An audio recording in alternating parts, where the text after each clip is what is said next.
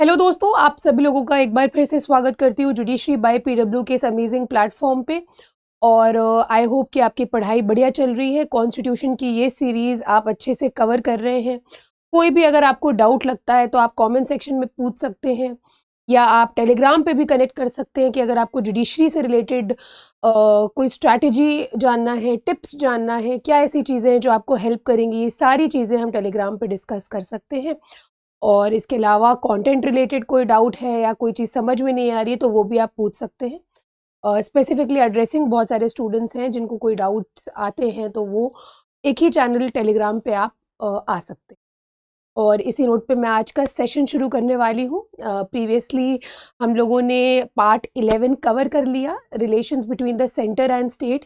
दोस्तों, बहुत important topic है। आप लोग को लगता होगा कि बिना समझे बिना पढ़ाई करे भी उसको हम कर ले जाएंगे, लेकिन नहीं, उस पार्ट को अच्छे से पढ़िएगा और जितना अच्छा हो सके उतना अच्छा आंसर लिखिए। और इसी के बाद जो पार्ट आता है पार्ट 12, उसको आज हम डिस्कस करने वाले हैं। पार्ट 12 के अंदर आज के सेशन में जो हमारा मेन फोकस होने वाला है वो होने वाला है स्टेट लायबिलिटी के ऊपर। और देखेंगे हम स्टेट लायबिलिटी के अंदर कितने केस लॉज हैं। जैसे मैं आपको पीओ स्टीम नेविगेशन कंपनी का केस बताऊंगी, उसके अलावा कस्तूरीलाल का केस बताऊंगी, हम नागेंद्र राव का केस डिस्कस करेंगे, और उसके बाद रुदल शाह का भी मैं केस आपको बताऊंगी। तो बहुत इंपॉर्टेंट केसेस हैं। मेंस में एक क्वेश्चन यहाँ से बनता है आपका, तो ये हम लोग कवर करने वाले हैं। इसके बाद के सेशंस में I think 4-5 sessions are left for your constitution, और एक सेशन हम रखेंगे जहाँ पे हम पूरा कॉन्स्टिट्यूशन का जिस्ट करेंगे फ्लो चार्ट के माध्यम से। वो आपका रेडी हो जाएगा। तो आई होप कि आपको ये सीरीज पसंद आ रही है, समझ आ रही है और आपके लिए फ्रूटफुल हो रही है। Without any further ado, let us just begin with the session. तो जैसा कि मैंने बताया है कि हम यहाँ पे स्टेट लायबिलिटी पे मेन फोकस करने वाले हैं, लेकिन we are not going to leave part 12।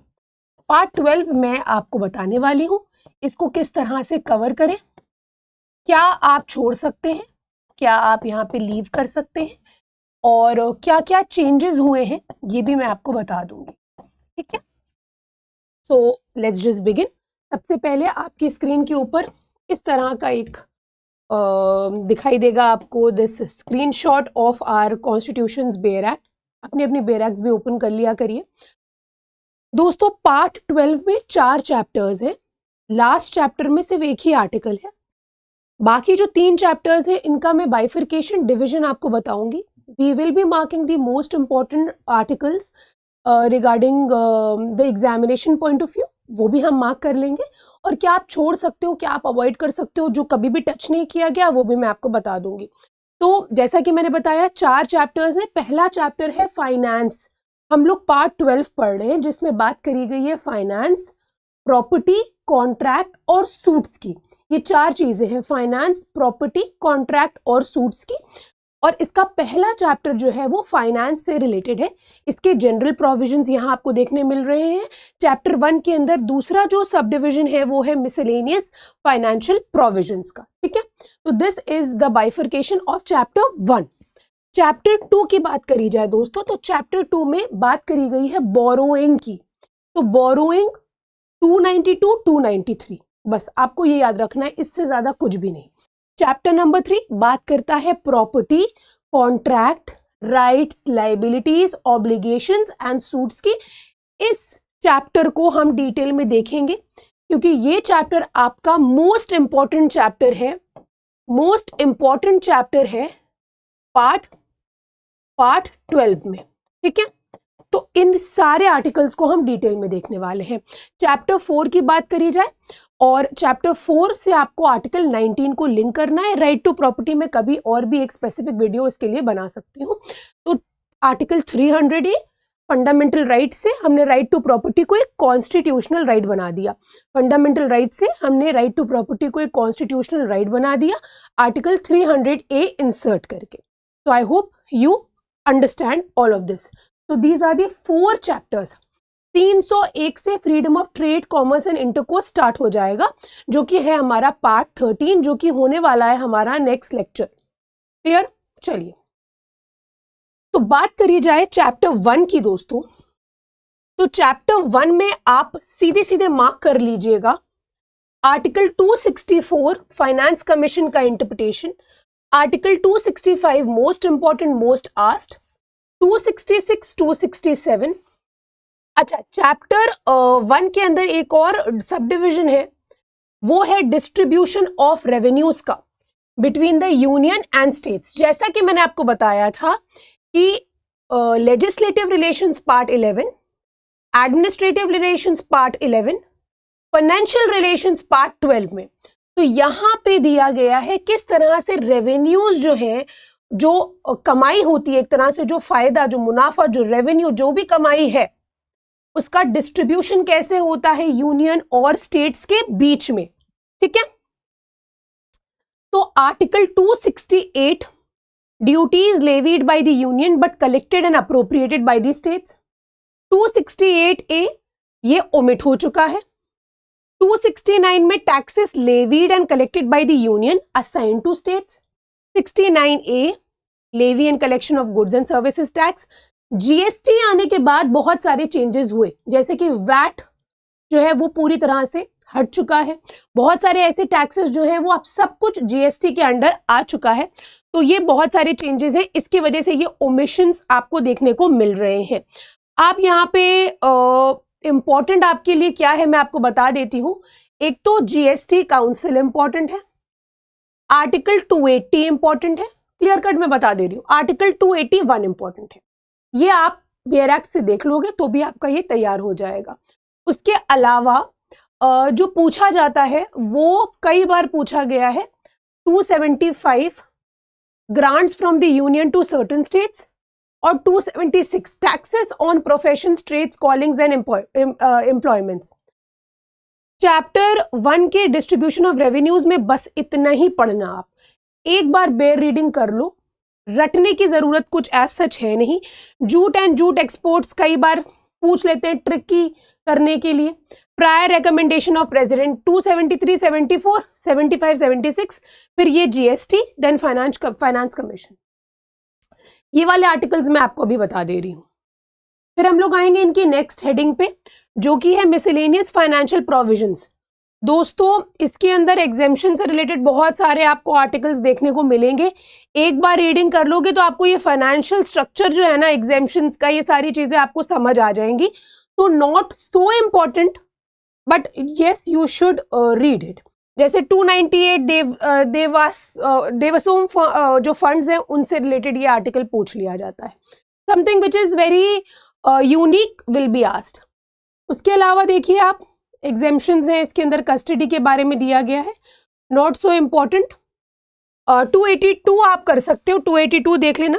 291 भी एक बार देख लीजिएगा, privy purse sums of rulers, इसको देख लीजिएगा, ये ओमिट कर दिया गया है। तो बस अब आप देख रहे हो 264 से लेके 291 तक के सिर्फ इतने ही आर्टिकल्स आपके इंपॉर्टेंट हैं। 264, 65, 66, 67 ये मैं आपको अभी बता दूंगी।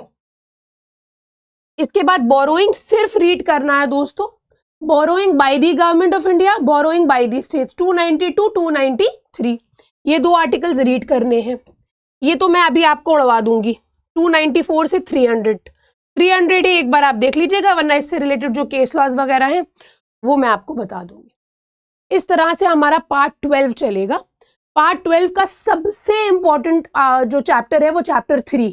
चलिए, जैसा मैंने आपको बताया था 264 मैं आपको बता दे रही हूं दोस्तों, फाइनेंस कमीशन से रिलेटेड इंटरप्रिटेशन यहाँ पे दिया गया है। 264 और 280 एक साथ हम मिला के पढ़ते हैं हमेशा, रेड विथ कर लीजिएगा।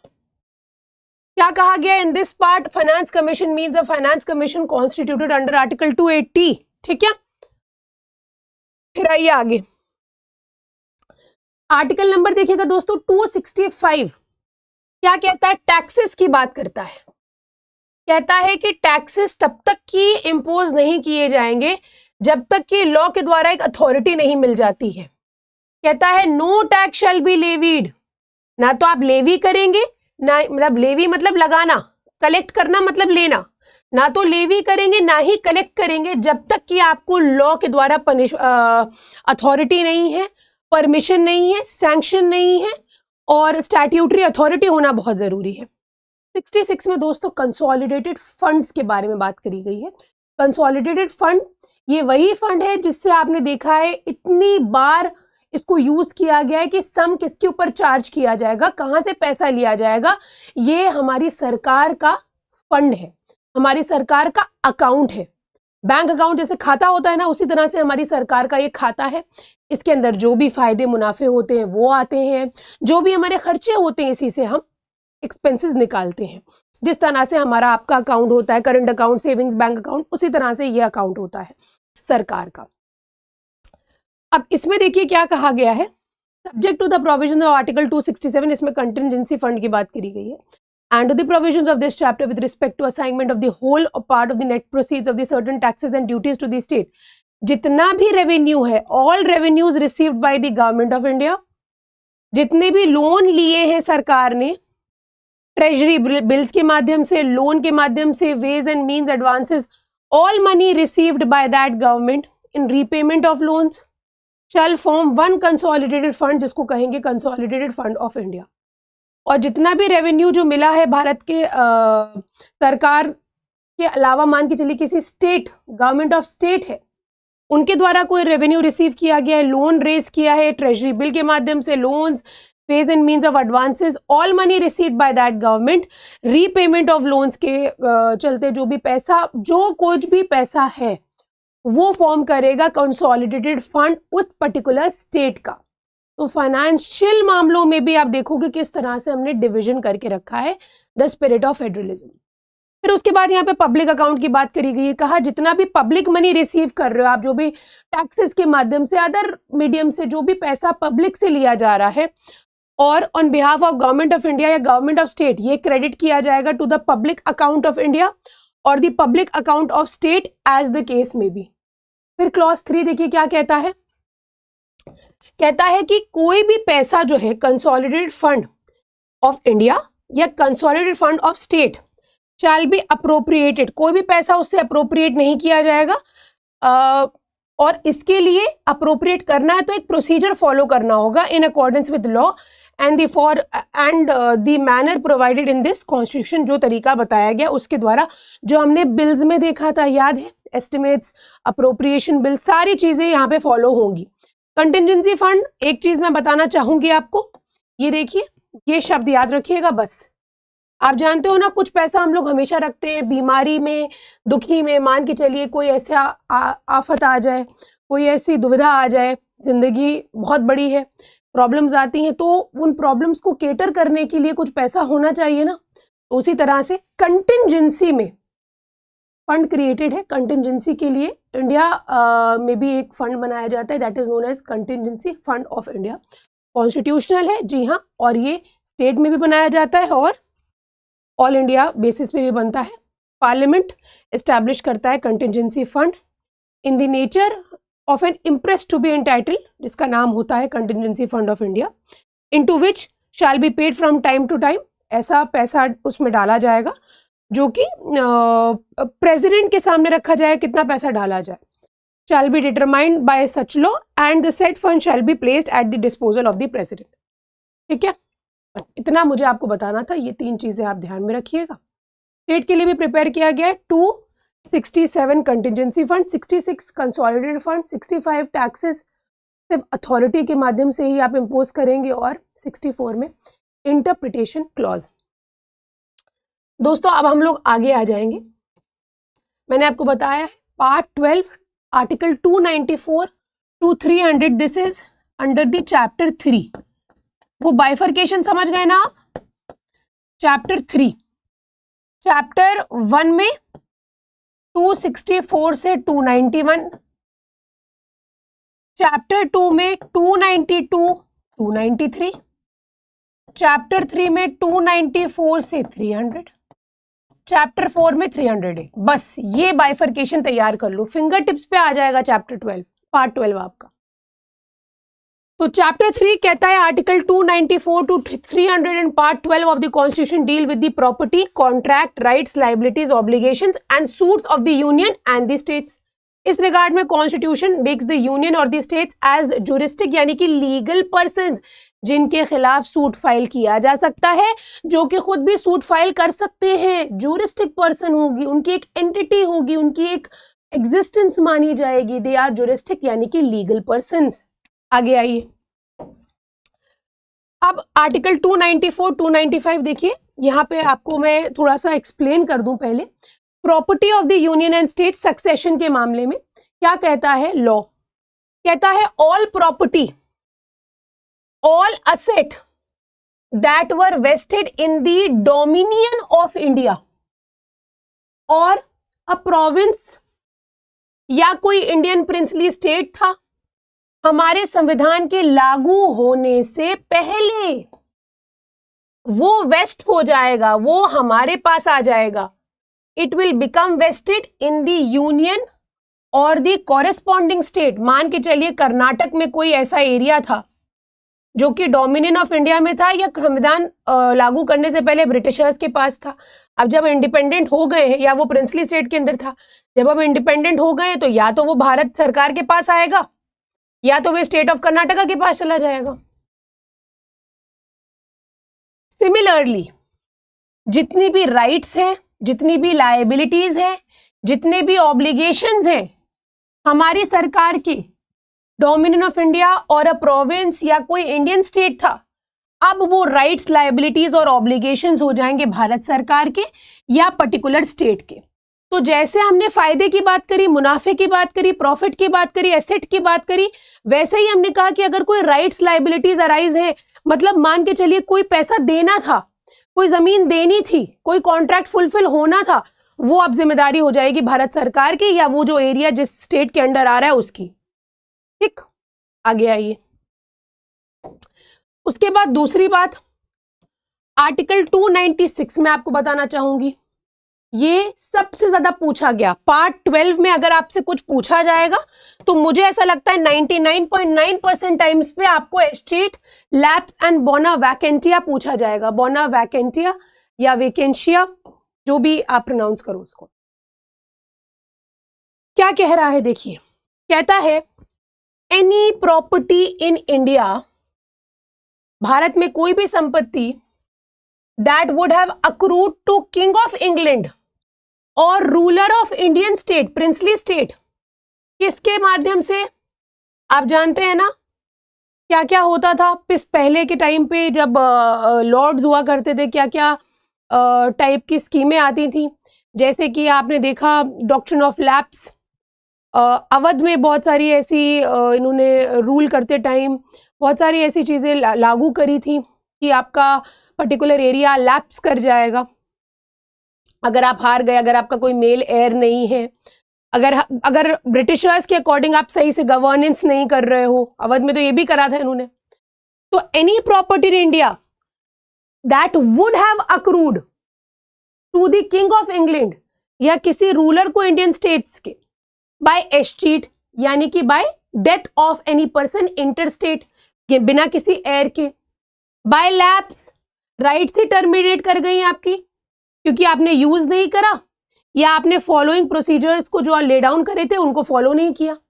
बोना vacantia, property found without any owner for want of rightful owner. तो एस्टेट का मतलब मर गया, इंटरस्टेट मतलब मान के चलिए कोई इंटरस्टेट, मान के चलिए कोई एयर ही नहीं है, लैप्स कर गई, आपने जो टर्म्स एंड कंडीशंस थे उनको फुलफिल नहीं करा, फॉलो नहीं करा। कोई प्रॉपर्टी ऐसी मिली जिसका कोई ओनर ही नहीं है, वांट ऑफ राइटफुल ओनर। तो ऐसी प्रॉपर्टी अगर ब्रिटिश किंग ऑफ इंग्लैंड के पास जा रही थी, अब वो किसके पास रहेंगी दोस्तों? अब वो किसके पास रहेंगी? Would now vest in the state if the property is situated there in the union other case में।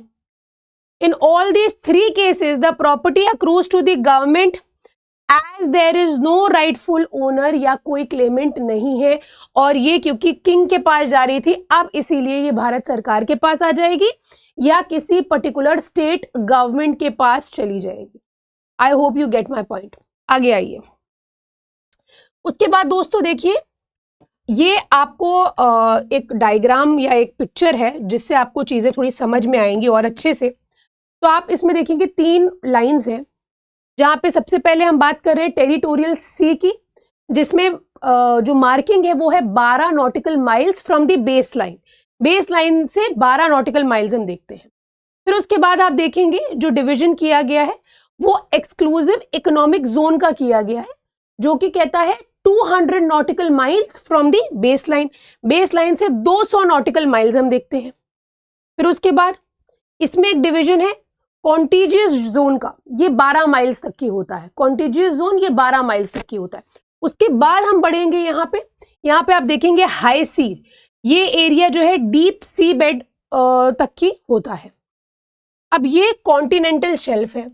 अब यहाँ पे जो आप आर्टिकल देखने वाले हो उसमें क्लियरली मेंशन किया गया है कि जितने भी लैंड हैं, जितने भी मिनरल्स हैं या जो भी अदर थिंग्स हैं जिसका कोई वेटेज, जिसका कोई वैल्यू है, कहाँ पे वैल्यू है? Under the waters of the ocean. पानी के अंदर अगर कोई वैल्यूएबल चीज है with in the territorial waters of India, with in the territorial waters of India, यानी कि भारत के अंदर जितने भी रिवर्स हैं, जितने भी आपकी वाटर बॉडीज हैं, उनके अंदर जितने भी मिनरल्स मिलते हैं या कोई वैल्यूएबल स्टफ मिलता है, वो the continental shelf of India and the exclusive economic zone of India, ये भारत के मतलब इंडियन यूनियन के पास रहेगा। हर कंट्री का अपना, दोस्तों हर कंट्री का अपना क्या होता है? Territorial sea, exclusive economic zone, high sea, ये डिवीजन होता ही होता है, आपको देखने को मिलेगा। इसीलिए यहाँ पे कहा गया है वेस्ट इन द यूनियन, जो कि भारत की टेरिटरी में मिला है। इंडियाज टेरिटोरियल वाटर्स, ये सवाल बनता है कि इंडिया का टेरिटोरियल जो वाटर है ये कहाँ तक की है? It extends to a distance of 12 nautical miles from the appropriate baseline से 12 नॉटिकल माइल्स तक की आपको ये टेरिटोरियल वाटर्स मिलेंगे। सिमिलरली इंडिया का जो एक्सक्लूसिव इकोनॉमिक जोन है दोस्तों, ये 200 नॉटिकल माइल्स तक की आपको देखने को मिलता है। जब भी हम पानी की बात करते हैं तो हम माइल्स, नॉटिकल माइल्स के हिसाब से हम उसको उसका मापदंड जो होता है उसके अकॉर्डिंग होता है। तो ये मैंने आपको दोस्तों बता दिया है। अब आगे आइए, यहाँ पे हम लोग बात करने वाले हैं दूसरी इंपॉर्टेंट चीज की, जो कि बात करती है कंपल्सरी एक्विजिशन ऑफ प्रॉपर्टी का। Compulsory acquisition of property by law. अब यहाँ पे देखिएगा, parliament as well as the state legislatures are empowered to make laws for the compulsory acquisition and requisition of private property by the governments। यानी कि parliament चाहे state legislature चाहे उसके पास power है, वो कानून बना सकती है प्राइवेट प्रॉपर्टी के एक्विजिशन का, उसको अक्वायर करने का। अब क्या किया 44th कॉन्स्टिट्यूशनल अमेंडमेंट एक्ट ने क्या किया? कुछ अबॉलिश किया। यहाँ पे has abolished the constitutional obligation to pay compensation in this regard except in 2 cases। तो अगर हम किसी भी प्राइवेट प्रॉपर्टी को अक्वायर कर रहे हैं, प्राइवेट प्रॉपर्टी से रिलेटेड केस जो 2024 में आया है वो जरूर देखिएगा। तो अगर हम कोई प्राइवेट प्रॉपर्टी को अक्वायर कर रहे हैं तो कोई मतलब कॉन्स्टिट्यूशनल मतलब मैंडेटरी नहीं है सरकार के ऊपर कि वो उस पार्टी को कॉम्पनसेट करे, लेकिन 2 केसेस में कॉम्पनसेशन करना होगा। 1 सेकंड का टाइम लूंगी आपका।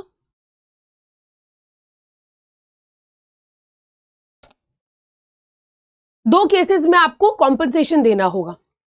When the government acquires the property of a minority educational institution, और दूसरा when the government acquires the land held by a person under his personal cultivation and the land is within the statutory ceiling limits।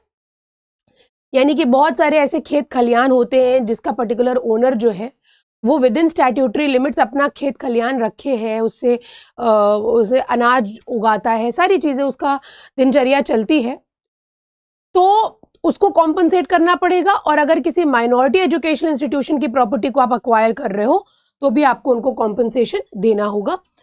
अब आगे आइए, ये चीज़ हम लोगों को article 30 में भी पता चलती है। उसके बाद दोस्तों बात करी गई है एग्जीक्यूटिव पावर के अंदर अगर एक्विजिशन हो रहा है। 298 यूनियन और a state can acquire, hold and dispose of property under the exercise of its executive power also. Further the executive power of the union और a state extends to carrying on any trade और business within and in other states also. तो ये business carry on करने का next part में भी हम लोग देखेंगे, पार्ट 13 में, किस तरह से इंटर स्टेट इंट्रा स्टेट यहाँ पे बिजनेस होता है, ट्रेड कॉमर्स चलता है, वी विल सी। तो यूनियन और स्टेट अक्वायर कर सकते हैं, होल्ड कर सकते हैं, डिस्पोज कर सकते हैं, यानी कि बेच भी सकते हैं प्रॉपर्टी अपनी एग्जीक्यूटिव पावर के अंदर। ये आर्टिकल 298 में पता चलता है। साथ ही एग्जीक्यूटिव पावर जो यूनियन और स्टेट की है वो एक्सटेंड करेगी कि वो ट्रेड भी कर सकते हैं। That we got to know from article 298। आगे आइए, ये देखिए, the executive power of the union and the state shall extend to carrying on any trade और business and to the acquisition, holding and disposal of their property. That executive power shall, in so far as trade or business or such purpose is not one with respect to which Parliament may make laws, be subject in each state to the legislation by the state, and the said executive power of each state shall, in so far as such trade or business or such purpose is not one with respect to which the state legislature may make laws, तो उसको parliament के legislation का wait करना होगा या उसके according law बनने का वेट करना होगा। ठीक है, चलिए अब हम लोग बात करने वाले हैं नेक्स्ट इंपॉर्टेंट आर्टिकल की, जो कि है आर्टिकल 299। ये बात करता है कॉन्ट्रैक्ट। ये भी बहुत पूछा गया आर्टिकल है। दो क्लॉजेज हैं। पहला क्लॉज कहता है जितना भी कॉन्ट्रैक्ट होता है ना, भारत में जितने भी कॉन्ट्रैक्ट्स होते हैं भारत सरकार के साथ, made in the exercise of the executive power of the union, या किसी स्टेट के अंडर हो रहा है, तो इसमें मतलब क्या नाम क्या होगा, ये बेसिकली बात करी गई है। किसकी लाइबिलिटी किसकी होगी, what is the liability of government, president और गवर्नर इन एनी कॉन्ट्रैक्ट। तो हमें इतना पता है कि आर्टिकल 299 ये कहता है कि उसको एक्सप्रेस कैसे किया जाएगा, उसमें लिखा क्या जाएगा कि ये बनाया गया है प्रेसिडेंट के द्वारा या गवर्नर के द्वारा। प्रेसिडेंट के द्वारा यूनियन के अकॉर्डिंग, गवर्नर के द्वारा स्टेट के according, as the case may be, and all such contract, जितने भी ऐसे कॉन्ट्रैक्ट्स होते हैं, जितने भी ऐसे अश्योरेंसेस होते हैं प्रॉपर्टी के, made in the exercise of that power shall be executed on behalf. इसको एग्जीक्यूट कौन करेगा, प्रेसिडेंट के बिहाफ पे एग्जीक्यूट करे जाएंगे, गवर्नर के बिहाफ पे एग्जीक्यूट करे जाएंगे, and in such manner as he may direct और ऑथराइज। बेसिकली आर्टिकल 299 ये बता रहा है कि अगर कोई भी कॉन्ट्रैक्ट किया जा रहा है, किसके नाम में किया जा रहा है, पहली चीज एक्सप्रेस कैसे किया जाएगा उसको, और उसको एग्जीक्यूट भी कराएंगे ना हम on behalf of the president and the governor. अब देखिए क्लॉज 2, इससे हमें चीजें क्लियर होंगी। क्लॉज 2 कहता है neither the president nor the governor, president और गवर्नर की कोई पर्सनल लाइबिलिटी नहीं है, उनकी सरकार के बिहाफ पे चल रहा है ना उनका, वो अपनी, क्योंकि उनकी अथॉरिटी है कि उनको नेम किया जाएगा, एक्सप्रेस किया जाएगा। मान के चलो भारत सरकार के साथ किसी का कॉन्ट्रैक्ट हुआ, उसमें नाम प्रेसिडेंट ऑफ इंडिया डाला गया, एक्सप्रेस किया जाएगा उसके अकॉर्डिंग। तो इसका मतलब ये थोड़ी ना है कि अगर उसको उस कॉन्ट्रैक्ट का फुलफिलमेंट होना है तो प्रेसिडेंट अपनी पर्सनल प्रॉपर्टी से उसको करेंगे, नहीं। So neither the president nor the governor shall be personally liable in respect of any contract or assurance made or executed for the purpose of this constitution or for the purpose of any enactment relating to government of India। जो enforce है, कोई other law मान के चलिए enforce है, उसके according भी personal liability नहीं होगी। Nor shall any person making or executing any such contract or assurance on behalf of any of them be personally liable in respect of them। For example, आपको president ने कहा कि आप हमारे behalf पे contract fulfil करिए, मतलब पूरा मेरे बिहाफ पे आप जाएंगे, कॉन्ट्रैक्ट करेंगे उस पर्टिकुलर पार्टी के साथ, लार्सन एंड टोब्रो के साथ, पता चला वो कॉन्ट्रैक्ट ही पूरा नहीं हो पाया, तो आपकी भी पर्सनल लाइबिलिटी नहीं होगी। ये देखिए ना, कहा नॉर शैल एनी पर्सन मेकिंग और executing any such contract assurance on behalf of any of them shall be personally liable. क्या पर्सनल लाइबिलिटी होगी? नो, पर्सनल लाइबिलिटी नहीं होगी, एक्सप्रेस किया जाएगा उनके नाम में। नाम किसका होगा? उनका होगा, पर्सनल लाइबिलिटी नहीं। आगे आ जाइए दोस्त। तो आर्टिकल 299 क्लॉज 1 जो है वो मैंडेटरी है। ये जो प्रोविजंस इनको इनकॉर्पोरेट करा गया है जनरल पब्लिक को और साथ ही सरकार को अनऑथराइज कॉन्ट्रैक्ट से प्रोटेक्ट करने के लिए। ना ही सरकार ना ही पर्सन जो कोई कॉन्ट्रैक्ट में आ रहा है जो कि आर्टिकल 299 के अकॉर्डिंग नहीं है, एक्सप्रेस नहीं किया गया है इन the name of the president और द गवर्नर, तो वो यहाँ पे एनफोर्स नहीं करा सकते उस कॉन्ट्रैक्ट को। साथ ही there can be no implied contract, हम ये नहीं मानेंगे कोई इम्प्लाइड कॉन्ट्रैक्ट है between the government and any other person as else, जो आर्टिकल 299 में दिया गया है। क्योंकि अगर हम वो अलाउ कर देंगे किसी के साथ भी आपका कॉन्ट्रैक्ट हो रहा है तो आर्टिकल 299 तो एक डेड लेटर की तरह हो जाएगा, इसका तो कोई वैल्यू ही नहीं रही। And the person who has entered into the contract with the government without being executed in the form can take the plea of implied contract. Implied contract जैसा कोई कॉन्सेप्ट ही नहीं है कि ओरली कुछ हुआ है, कि मान के चलिए हमारी बातचीत है, आप कुछ ऐसे ही फर्जी डॉक्यूमेंट दिखा रहे हो, नहीं। अकॉर्डिंग टू आर्टिकल 299(1) होना ही चाहिए, ये मैंडेटरी प्रोविजन है। Thus, a contract not in compliance of Article 299 Clause 1 will be no contract at all. उसका कोई वेटेज नहीं है, लीगैलिटी नहीं है, कोई भी उसका वजन नहीं है इन दी आइज ऑफ लॉ। ठीक है, आगे आइए। अब इसके बाद दोस्तों आर्टिकल 300, इसमें हम बहुत सारे केसेस देखने वाले हैं। तो ये बात करता है सूट्स बाय और अगेंस्ट गवर्नमेंट की। आर्टिकल 300 आर्टिकल टॉट में भी हम पढ़ते हैं। लाइबिलिटी क्या होगी? Sovereign immunity, the king can do no wrong. देखिए article 300 of the constitution deals with the suits by और against the government in India. ये ले डाउन करता है गवर्नमेंट ऑफ इंडिया में सू कर सकती है और उसके खिलाफ सूट भी लाया जा सकता है।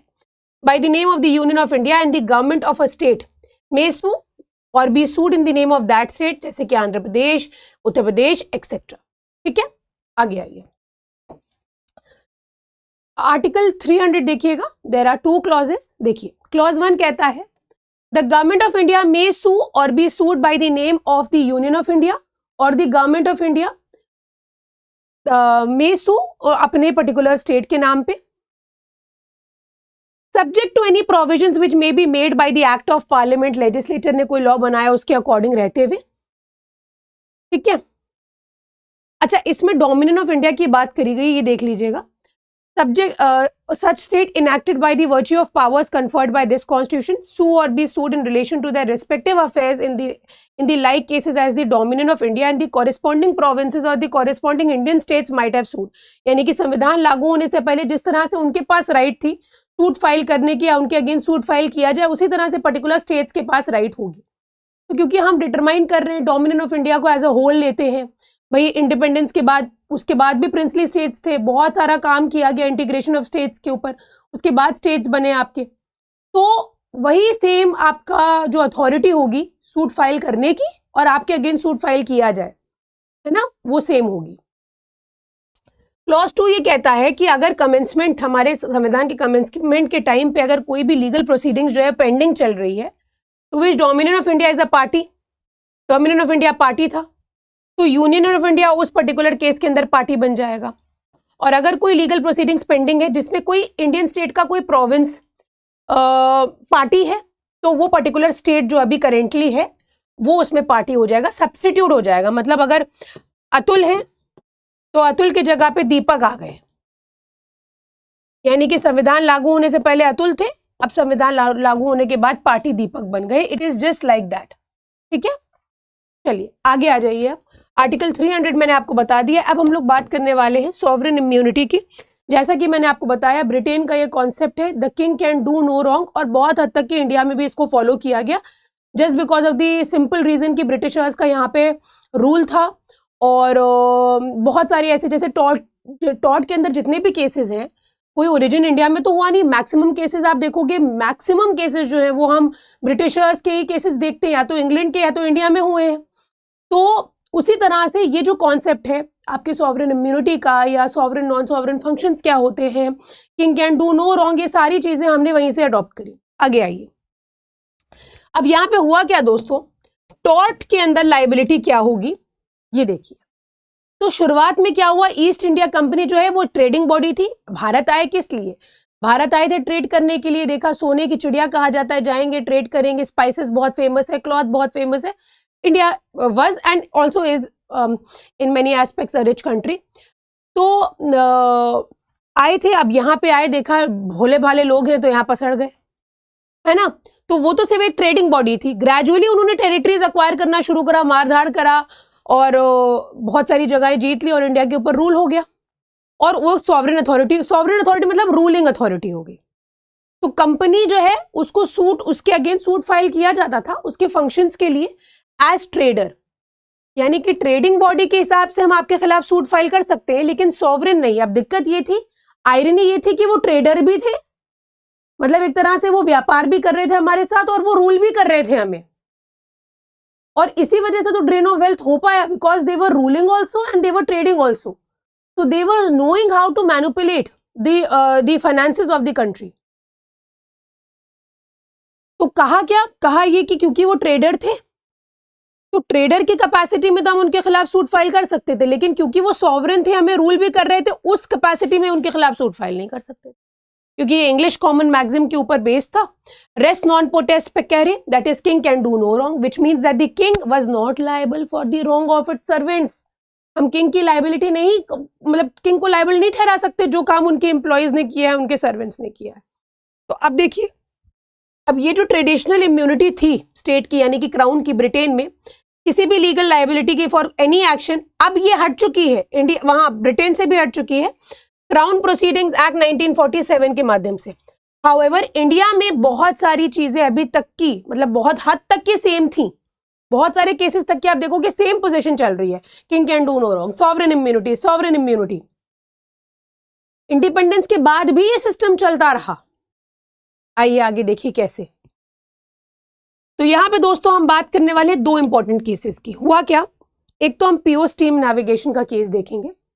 पीओ स्टीम नेविगेशन के केस में क्या हुआ, कैरेज जो था, कैरेज पे कुछ व्यक्ति थे जो सवार थे, और कैरेज प्राइवेट था, और कैरेज जिस रास्ते से जा रहा था उस रास्ते पे कुछ सरकारी काम चल रहा था, और सरकारी एम्प्लॉयज ने क्या किया, कुछ आयरन रॉड छोड़ दिया, जिसकी वजह से ये जो कैरेज, जो हॉर्स ड्रिवन कैरेज था ना, इसमें हॉर्सेस ट्रॉपल कर गए, they just stepped into the iron rod, और जिसकी वजह से कैरेज एकदम बर्बाद हो गया, तहस नहस हो गया।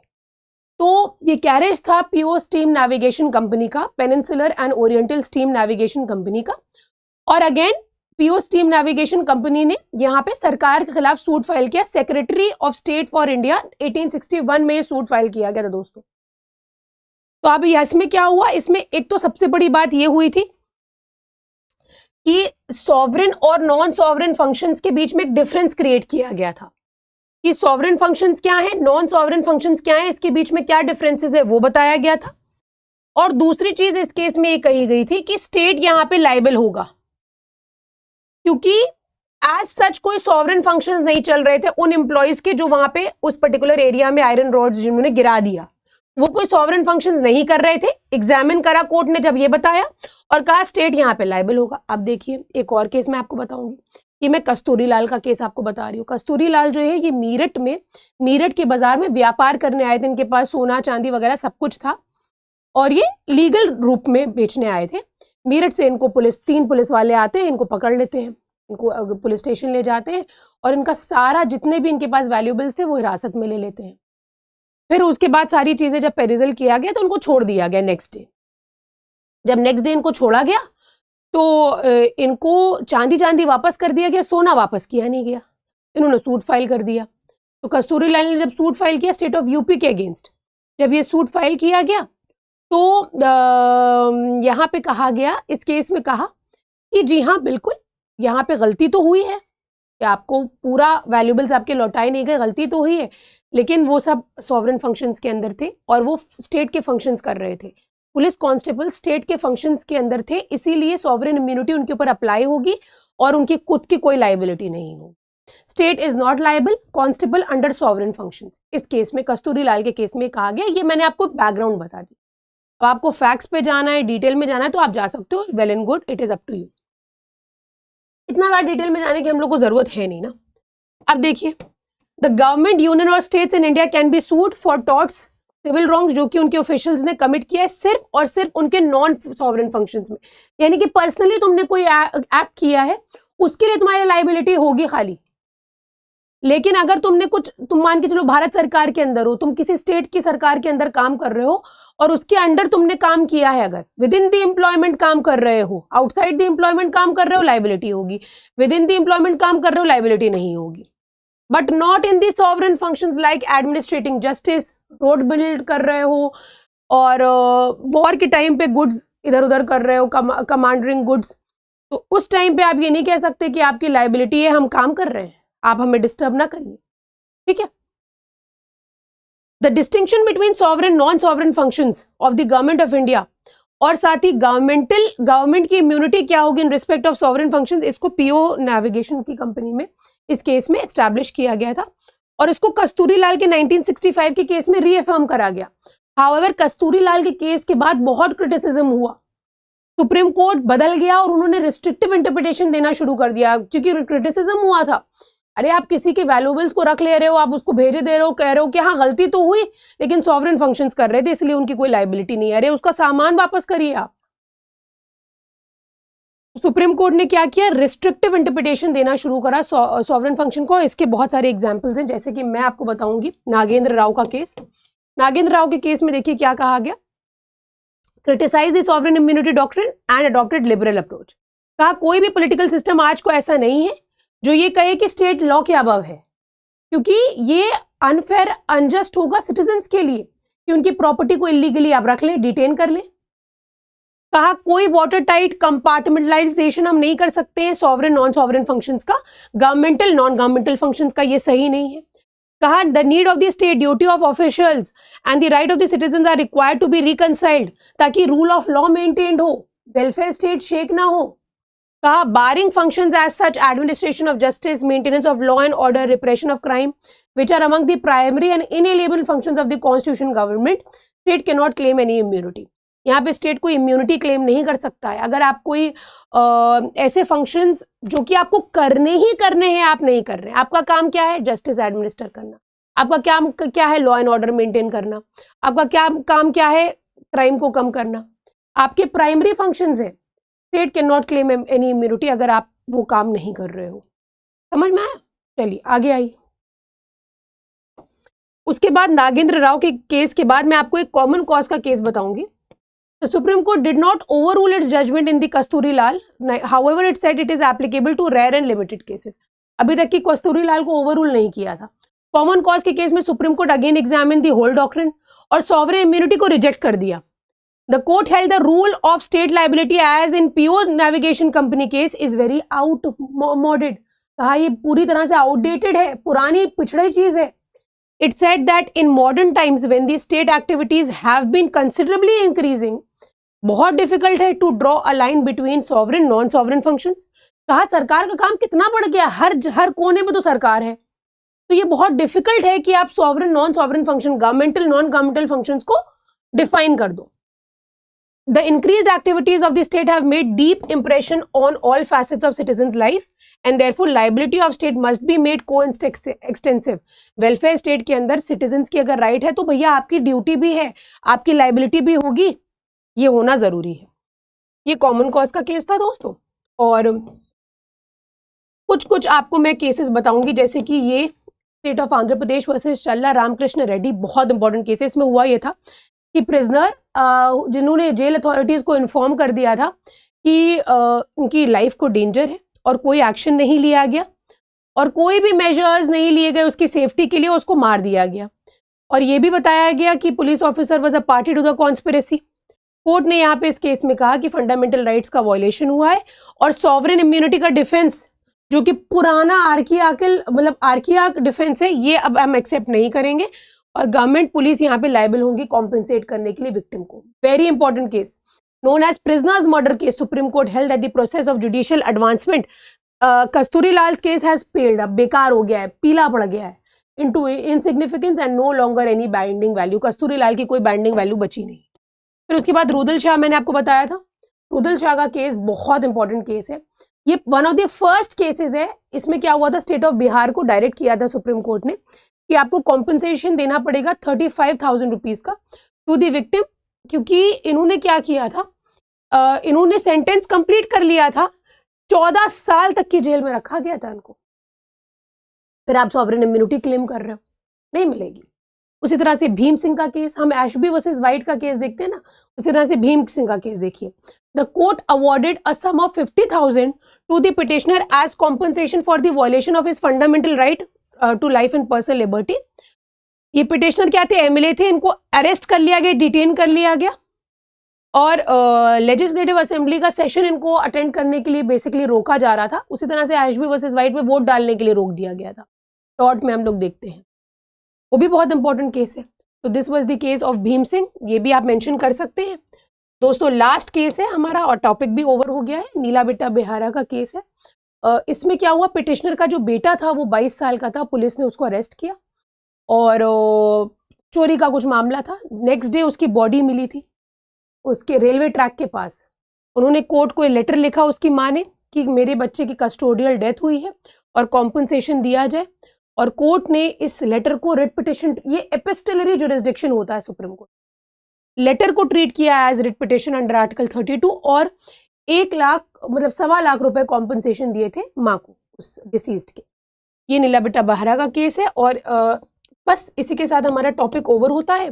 2 मिनट्स आपको मैं मेंस के क्वेश्चंस दे दूं।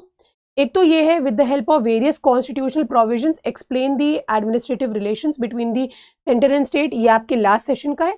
और स्टेट की लाइबिलिटी क्या है ये आपको बतानी है। इसके अलावा एक क्वेश्चन आपके लिए प्रीलिम्स बेस्ड है, इसका जवाब आपको कमेंट सेक्शन में देना है। Government of India may sue or be sued by the name of the union of India under which article? 299, 300, 302, none of the above. दोस्तों इसी के साथ हमारा आज का टॉपिक ओवर हो गया, पार्ट 12। काइंडली जो ट्रिक मैंने आपको बताई है उससे आप इसको रिवाइज जरूर करिएगा। और अब नेक्स्ट सेशन जो है हमारा वो है रिलेटेड टू पार्ट 13, आपको कल देखने को मिलेगा वो, जहां पे हम बहुत ही अच्छे तरीके से बहुत सारे केसेस देखेंगे। बहुत इंपॉर्टेंट है वो पार्ट भी। अतियाबारी टी कंपनी का case, I will just let you know about the importance of that case also, and I would be ending today's session. इसमें जो भी मैंने आपको प्रीलिम्स के पॉइंट ऑफ व्यू से आर्टिकल्स बताए वो भी नोट डाउन कर लिए। तो इसी के साथ सेवा समाप्त, मिलेंगे नेक्स्ट लेक्चर में, तब तक के लिए ध्यान रखिए, टेक केयर एंड अलविदा फ्रॉम माय साइड गाइज।